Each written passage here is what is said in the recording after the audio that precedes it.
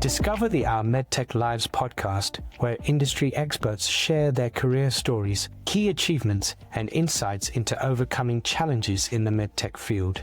Hosted by Zilka Rima and Kash Ikram.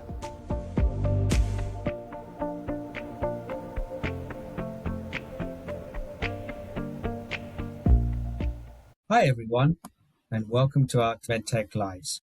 From deep scientific roots to leading in the forefront of vascular care, today's guest, Sanjay Shrivastava, has built his career on one core principle: turning complex ideas into real clinical impact. As CEO of Innovavascular, Sanjay combines a PhD-level understanding of science with a strategic mindset required to navigate one of MedTech's most demanding fields.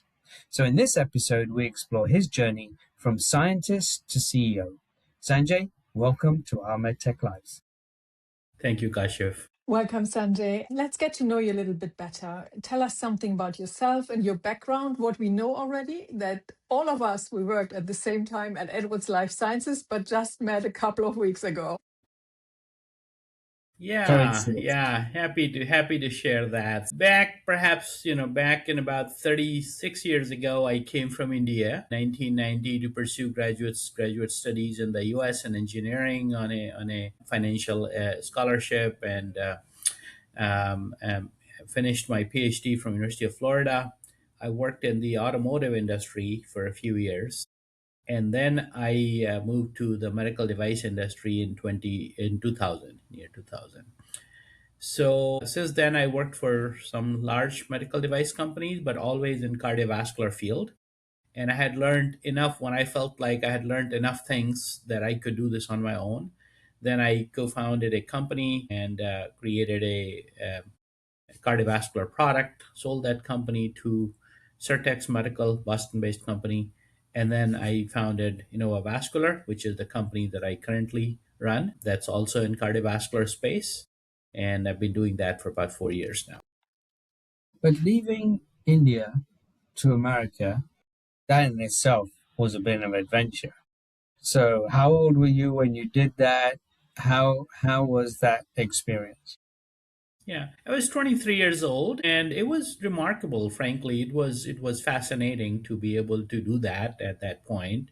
Come to a different country, one of the most wonderful countries in the world, and get education here and get exposure to different cultures. So I was open minded, and I had a tremendous fun and along the way. I learned a lot about people, culture, language, and while continuing my education and career journey. What Fantastic. was this difference in terms of culture and working culture? Yeah, I think just interactions with people and that respect for every person in this society versus there are a lot of people in India, and we tend to take people more casually. There's a lot of people there for everything, so paying attention to every one of them. That's one. Second thing is that the messaging can be a bit subtle, and we'll talk about it maybe a little bit later as well, that across various cultures, how to get your message across in this culture. It's a little different than the culture that I was growing up in. So Right. learning to communicate, to be effective, so the message gets across in a respectful manner is something that when one makes especially at that time, many years ago, before social media, where the cultural barriers were broader or gaps were bigger. Yeah. And It was harder, but you learn from people over time and by observing and watching and adopt. Yeah. So you'd already completed your first degree in India then, by the age. Yeah. I got my undergraduate degree in engineering from Indian Institute of Technology in Roorkee. Fantastic. Wow. Has this experience shaped your leadership style by combining your background and then the new world in the US? Yeah, absolutely.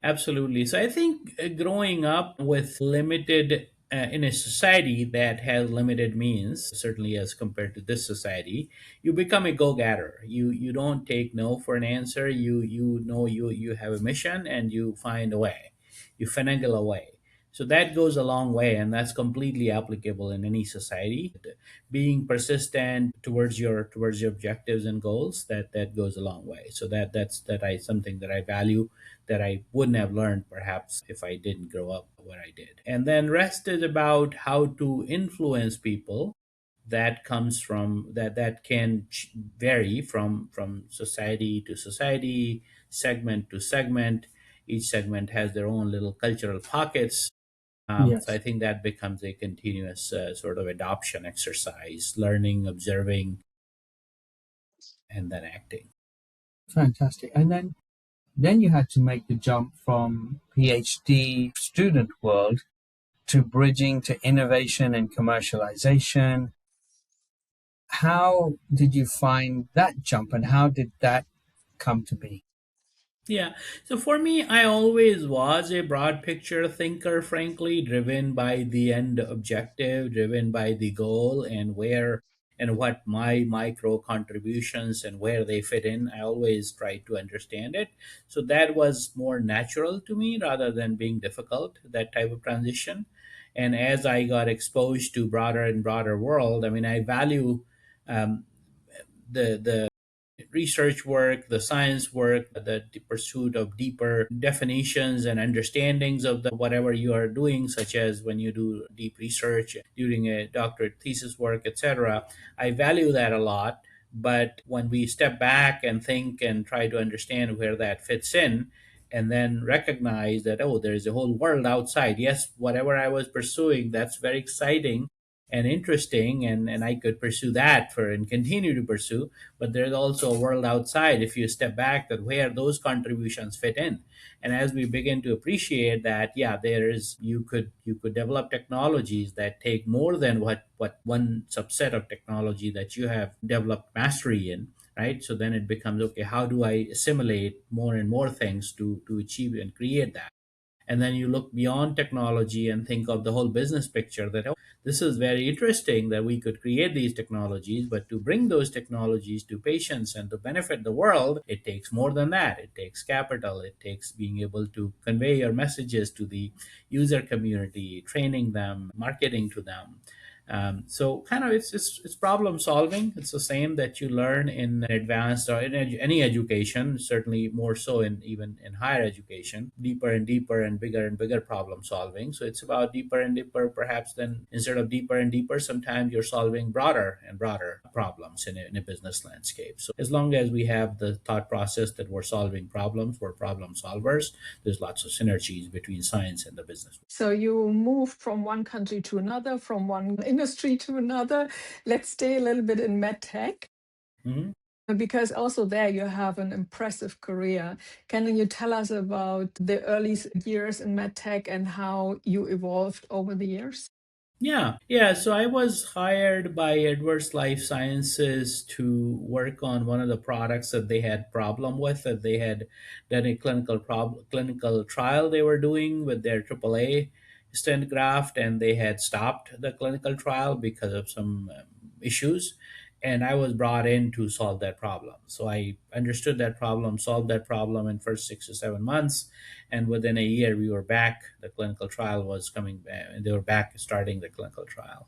So that gave me a lot of satisfaction and confidence in working with people and the team there as well. And then within Edwards, within after about a year, first year and a half, then I was moved to their what was bigger and more important to them, which was the world of heart valves. And I did some of the early work on transcatheter heart valves, early internal work, both in the repair and I have replacement commercially worlds. launched it in Switzerland. Later So on, I'm one sure. team.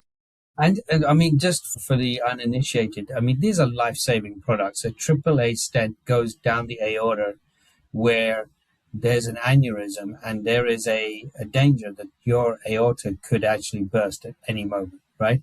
So you're putting a sleeve inside the aorta that expands and acts as a internal lumen. And then, of course, a TAVI valve is a heart valve that you don't have to open the chest to place because you insert it through the femoral artery, feed it up to the heart, and then open it out, and it stays there. So pretty groundbreaking technologies that were developed recently. And then tell us, when did you become a leader. When did you get your first leadership role, and what was that? So, and just a side note there to what you were saying, that your audience may not know that Albert Einstein died of AAA actually. So, yeah. So AAA. So we were trying to develop minimally invasive ways to solve AAA, Yes. abdominal aortic aneurysm problem, Yeah. and we did. And the transcatheter heart valve, one of the, perhaps it's public information that Arnold Schwarzenegger has transcatheter heart valve. So just some side notes there for people to. Wow. My entry into the medical devices, I was a principal engineer when I came in, and I was leading a small team even then, like few people. So I always had into, at least entering into the medical device industry and moving forward, I always Right. had a team to help me achieve the mission. Yes. So in a way that there was a team that was helping. And what do you think It is just maybe responsibility did grow beyond a sort of fixing a product for some time to then leading a whole product development. When I moved to Abbott, then I was responsible for developing all of the peripheral vascular stents there, and that Mhm. was a team of 17 people that I managed. Right after Edwards, I was recruited by a recruiter into Abbott Vascular, and Edwards at that time was a surgical product company largely and trying to get into interventions, versus the people whose careers were moving. They all came from these big interventional companies, then, Cordis, Guidant, etc., which, and Abbott was trying to do that same thing. So that's how I ended up moving into Abbott, into a more core sort of interventional division called Abbott Vascular at that time, which was just beginning, and we were one of the early groups within Abbott to bring it into the vascular intervention. Right. And the people you managed then as a leader, they were engineers and commercial. So what did you find was your secret sauce to being a good leader? Because developing a product is a different skill set to managing people. Yeah, listening is probably number one. That understand people, respect people, understand that everybody has different people could have different skill sets. They could bring different things to the table. Not everybody is going to be alike. And that's what I try to inculcate in my team here as well. That people could be very, very different, and they're coming to work, and one says, well, this person works, they work fast, but then they leave some holes behind. The other one say they're very methodical, but then the first person will say, well, they're methodical, but they're slow, but they're so slow that it takes them forever, right? So sometimes it's kind of bringing them two together. You might get the right balance between the two, between the speed and agility and the depth of the work that's being done. That's just one example. But there could be people that are very people oriented. There could be broad picture people. There could be in-depth people. There could be detail oriented people. Different types of engineering skill sets, and outside the world of engineering, I mean, what salespeople bring, they are very different. They may not have the, in how they think, but they are needed, and they get you the results that you need. So as a leader, one has to just think of that each job has a different type of mindset that does best in that setting, and what those mindsets or key requirements are, and finding people who are right for that job and respecting them for that and leaving them alone, giving them an opportunity to perform their best. So that's what it takes to grow as a leader. That from a leader that's a manager of a small, and I coach my team here, that when you are managing a small group of engineers, junior engineers, or some technicians, then you are, as their supervisor, your job is to ensure that they are doing their job well. You're checking their work. You're, besides, engaging in it. But then as you grow higher and higher, you don't always know what people under you are doing. You don't know their work better than they do. So you just try to find the right person and hope that you found the right person and they're doing their work, and trust them, and bring the team dynamics together, so the interfunctional and other departments, people are working together, that you're not the conduit for everybody to talk to everybody. People can talk to each other, enjoy working with each other. That's when the teams go from that forming, norming, storming to performing stage, Right. and that's what we try to strive for. So, following your impressive career with the big players, you decided to have your own company, Innova Vascular. Can you tell us a little bit about this company and which gap you identified? What was the reason to open your own company? Yeah. So I was always, even while working for a big company, I was more like an entrepreneur. I always found a little niche and executed on Okay. that. And I was very, I have to enjoy what I do. I have to believe in the mission that's been given to me. And anytime that I felt that I wasn't aligned with the mission, I'll find something else to do, even within a big. So I was, for example, at EV3 that I worked on, that company that was acquired and is part of Medtronic now. I was R&D leader developing the stent product, so the solid hair clot retriever that became a major success from there. The one for acute ischemic stroke. Prior to our product, there were two other products in the market, but when we came up with our product, we saw that it was that we demonstrated the revascularization rates in the order of 90 to 95%, but acute ischemic stroke outcomes became two-thirds of the patients got better. Now, two-thirds may not sound a whole lot, but prior to that, the standard of care was one-third patients got better, one-third stayed the same, one-third got worse. So for us to make two-thirds of patients, it was a major, major breakthrough that American Stroke Association after that announced that the standard of care for acute ischemic stroke should be removal of clot using these clot retriever devices. And at that point, there was a glut of companies that wanted to do a stroke product and acute ischemic stroke. So I started to think where else there is a big clot problem in the body. And pulmonary embolism, PE, came to mind pretty quickly, clot in your lungs. So that was the impetus. A lot of the inspiration came from my prior stroke experience, which was a long time ago, 2007 or 2011. And then I went within Medtronic, I went to build a business from scratch, an embolization business that from scratch to a very, very successful business, to high growth business, a separate business unit where we hired first 14 sales reps in the US to launch a product. Then we added 10 more, so it became a 24 people sales team.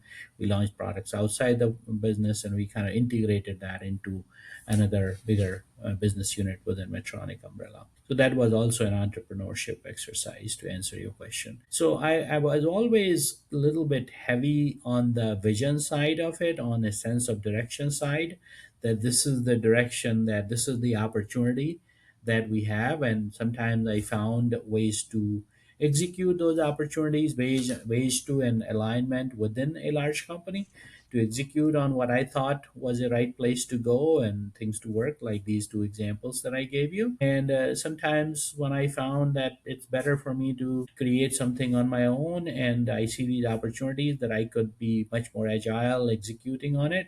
So that's when the first company that I co-founded, it was a liquid embolic agent for US market, had no liquid embolic agent at that time for peripheral vascular use. Companies that had neurovascular liquid embolic agent, they were selling off label, and they may not have been promoting, just to be technically correct, but it was being sold off label, and there was large market. So, and no one was touching it because it was a PMA product, and general belief was that PMA will take a lot of time, it's a lot of hassle. But I partnered with a friend whom I knew from many years ago, and we executed it, and it was probably world's fastest and perhaps world's lowest cost PMA done, and we got acquired. We actually signed a deal as soon as we got our IDE study approved, and when the study was completed, then that it was like conditional that okay, they invested for clinical study, and the idea was that once we get the FDA approval, then they'll acquire, and they executed within a month of getting FDA approval. So at that point, I had three company ideas. So this was one, and then second one was the clot removal for other parts of the body, which is Innova. And so that's the answer to your question. That for me, that transition was also seamless.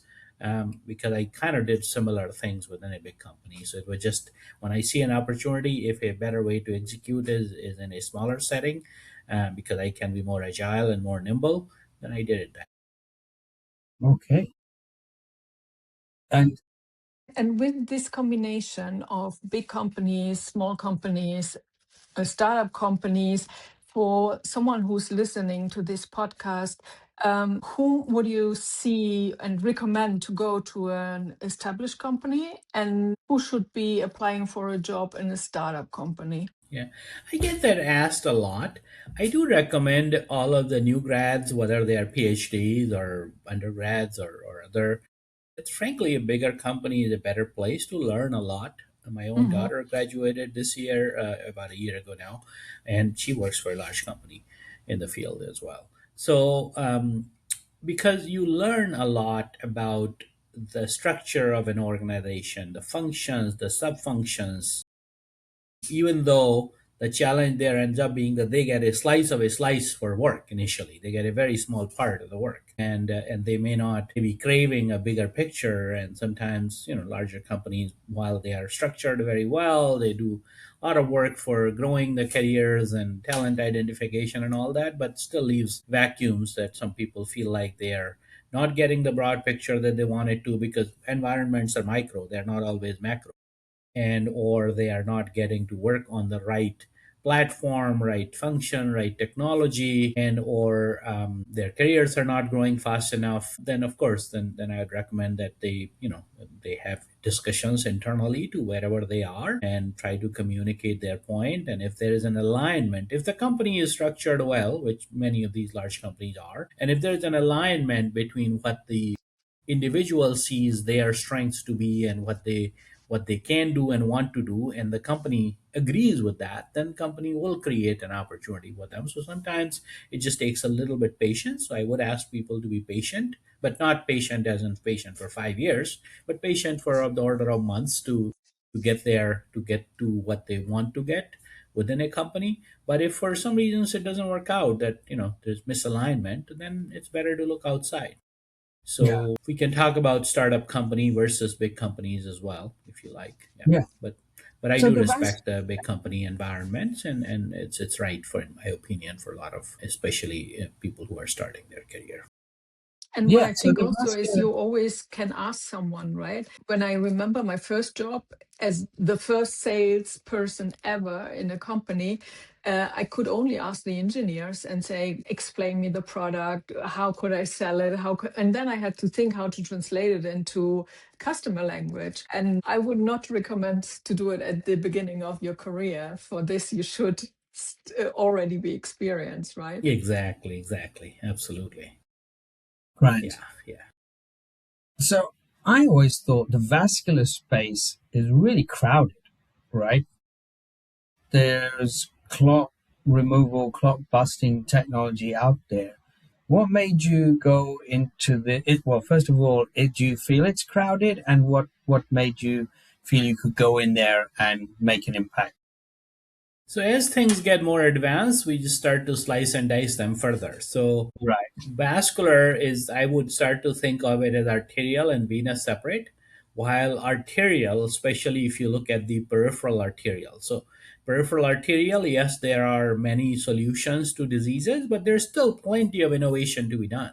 And just if we step back, we're talking this entire career that I've built. This is about interventional devices or endovascular, where you Yes. poke a needle at the groin, just for the audience sake. I know you two are intricate into it. Poke a needle at the groin, and you groin, so it enters a artery or vein.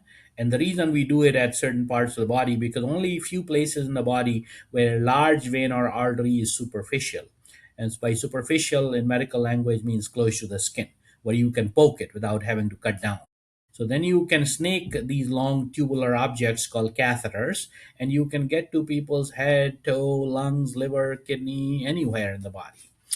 And this whole field of medicine evolved in last 30 years. As my career was starting, really this was just shaping up. So every 3 to 5 years I kept finding a different vascular bed as it was evolving, that okay, now we've solved this problem, now let's go to, now coronary stent solved, so let's try to see if we can do heart valve replacement and repair. Now heart valve and replacement done, can we pull out, which also seemed like impossible. This is nearly impossible 25 years ago, for anyone to even conceive that you can go from groin into somebody's heart, inside the heart, in a beating heart, and you can repair or replace a valve. I mean, really? but that's what's it's routine, it's standard of care today. Very, very safe procedure. Same thing for stroke. When I worked in stroke, can you from groin going inside somebody's head and pulling a clot out? Really? But that's happening today and saving hundreds of thousands of lives every year Yes. around the world, perhaps millions now. So where I'm going with that, that as the field evolved, I found a different frontier, different part of the body to work on. And I'm lucky that I worked on from head to toe everywhere now in my 26 years of career. And then as arteries, so I moved to peripheral vascular disease, and parts of it was peripheral, part of it was neuro, coronary, AAA. Then the venous evolved as a new frontier. So the clot disease is actually more of a venous disease. And that's very different than the early clot retrievers or clot busters that were created for dialysis fistula, because that's very superficial. It's not deep in the body. So now the clots in lungs, that's a frontier that actually is one of the hottest frontiers today, and it's still not a fully addressed problem. So we're coming up with solutions, we're gathering clinical data, but in the next 5 to 10 years, this field will evolve like stroke did in last 10 to 15 years. So it's one of the hottest things today. It's not saturated. Now, yes, there are, when anything that gets hot and the world figures out that it's hot, Yeah. then many people try to do that. So yes, there are a few Yes. companies that are trying to do thrombectomy for PE and DVT, but there's 5 or 6 companies that are in the clinical or early commercial stage as us, and that's not exactly crowded because 5 to 6 companies can coexist in any of these fields, because there has to be within, I'm talking about within the US market or the Western world market. And when market opens up around the world, then there's many more that evolve as well. I guess So as a Venus is startup, a deep Venus, and deep venous disease is a very, very interesting frontier right now. It's not viewed as a crowded space yet. I guess as a startup founder, you needed some investors, right? So how challenging was it to convince them that there is a need for this indication and that there is a chance for success in this market? Yeah, I think the savvy investors, and like anything, investors come in all colors and shapes as well, and with all kinds of thought processes. But many of them would bet on a jockey than a horse, right? So to some extent, the fact that I started entrepreneurship journey after working for large companies for 20 years, including being in a business development role where I was investing in companies like us or looking at them for acquisition targets. So I came with a lot of sort of broad thinking and in depth. I had seen, integrated acquired companies and seen the problems and transferring those to manufacturing and or scaling up and or commercializing. So my angle to this always is a broader angle, that we are creating products and solutions that address unmet needs, that work properly, that have reliable manufacturing and quality, kind of try to give a solution that a large company can just take and run with it. When people hear the story, it resonates with certain type of investors, especially the strategics and corporate investors. And some of our initial funding did come from another large public company, and because the problem and our angle to the problem resonated with them. The different, again, like I said, different investors may be thinking of it differently, but it's about communicating your value offering, and also the background, the fact that I came from it from experienced industry executive experience, that also resonated with some of the investors, that I've seen a lot of these things from different angles, and that all of that got incorporated here. So that increases our chances towards success, and that's what all investors are looking for. That how do I know that this is likely to succeed? Yeah. That's incredible. And it's good to get investment from those type of companies because they know the space, they know the size of the market that you're going into, what the opportunity is. And maybe you're going to develop something that's going to cannibalize what they're doing. So they want to get in right on the ground level. So talk us through, you started the company. At what point did you have a minimally viable product? To which point did you are you commercial? Are you on the market? And how big is your company right now? Yeah. So Innova's first funding came before we had a minimum viable product. We had Okay. a filed patent and a business plan. Within 2 years, our plan was that within 2 years, we'll get the FDA clearance on the first set of products, and we did. So we are FDA cleared at this point. We are what I consider early commercial stage company, where we are being used in 25 hospitals.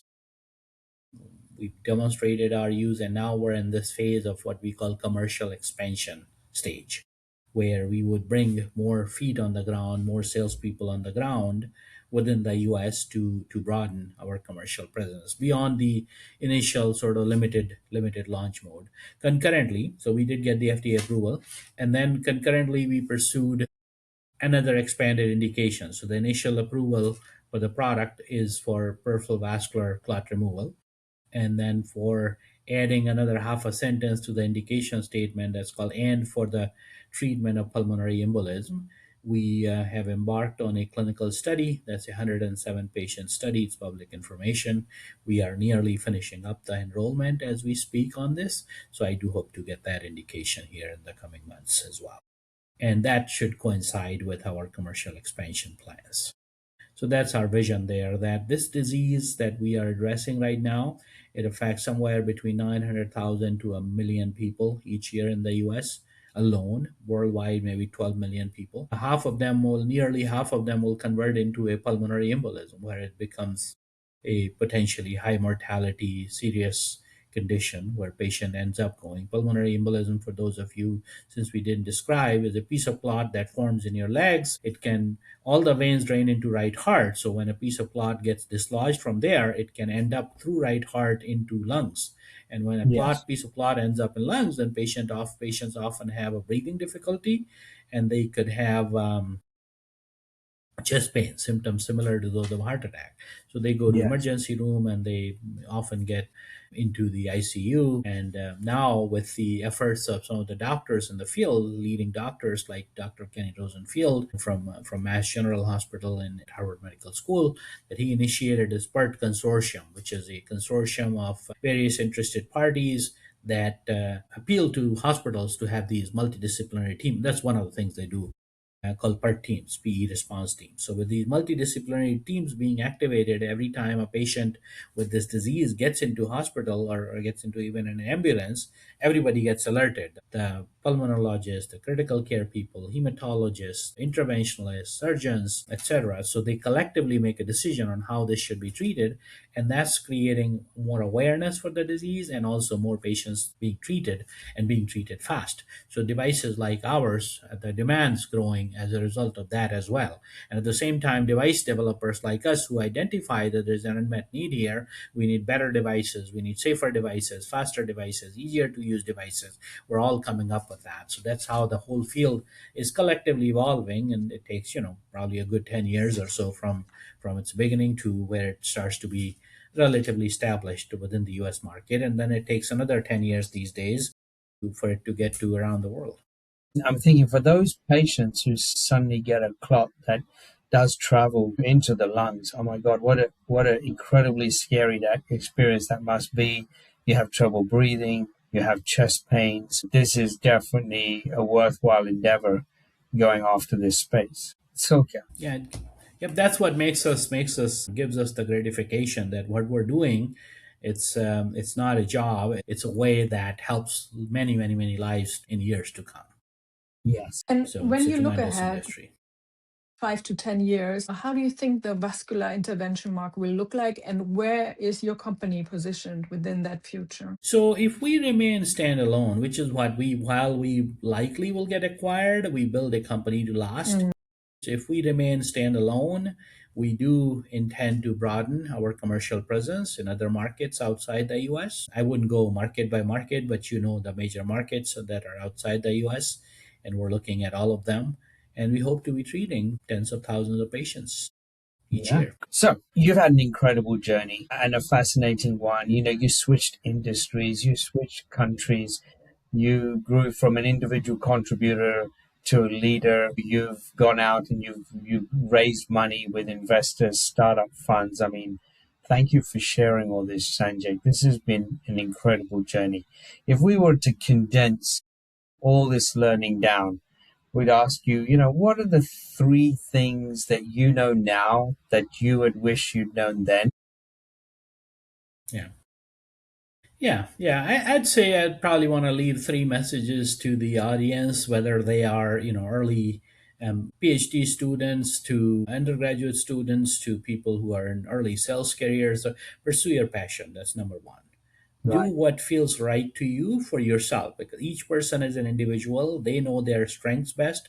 They know what they like to do, what makes them happy. There's lots of things you could do in the world, and there's lots of ways to make money and make money or make a living. But do what Japanese call ikigai, which is things that you like to do, things that you can do, and things that give you that satisfaction. So that's kind of one message. Second one is, and that respect people, because Yes. people are going to help you in life, whether they are your coworkers, whether they are people reporting to you, whether they are people that are your customers, your suppliers. And build relationships. Those will go a long way for you, whether within an industry, within customers as well. And they are the ones who will, because you help them, they help you. Yes. You help them to help yourself in many ways, because the people that are gonna ultimately, you can't do anything alone. It takes people. Yes. So I think those are probably the most important message. And third one is probably stay ethical, be true to yourself before you, because if you're true to yourself, that do things that ultimately don't take shortcuts. Taking shortcuts never helps. So if you're trying to create a product with end in mind, that that gets you to where you think it should. It's usable, it's user friendly, it serves the need, etc. So those are the three This messages. is great advice, and I know you give great advice, Sanjay, because I actually saw you at the Congress MedTech World, where you were on stage answering questions to other CEOs and people who are looking to start up businesses, and you were giving, I must say, some really great advice. So would it be okay if people who listen to this, who are fascinated by your career, reach out to you on LinkedIn and ask you questions? Will you be open to that? Absolutely. Wow, incredible. Thank you. Thank you so much for sharing with us your incredible journey. I think honestly, you are an inspiration, and we appreciate you spending the time with us today. And we wish your vascular company great success, because this is so important, what you're doing, the work you're doing. So thank you very much for your time with us today. All the My best. pleasure. Thank you. I enjoyed it. Thank you. Thank you for tuning into our MedTech Lives. You have been listening to Zilka Rima and Tash Ikran. We're committed to bringing you insights and stories that inspire and inform the medical community. If you enjoyed this episode, be sure to subscribe, leave a review, and share it with your network.